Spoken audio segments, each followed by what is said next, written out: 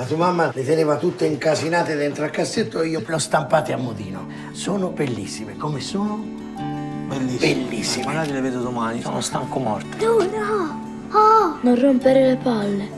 Muovisi! A me quel signore, vieni! Guarda che la nostra è una mamma molto importante. Ti serve nulla, amore mio? Mutande, calzini? Per raccontare la sua storia ci vorrebbe un romanzo di 300-400 pagine. Sapete che con mamma ci si diverte sempre. Ma non corre, cosa corre? Per raccontare la storia di questa madre, di noi due, fratello e sorella, e di tutte le nostre avventure, ci vorrebbe uno di quei filmoni di una volta. 83 uno prima! Oh scusi, dottor Risi. Portami da mio figlioli, forza, portami da mio figlioli. Cosa fai?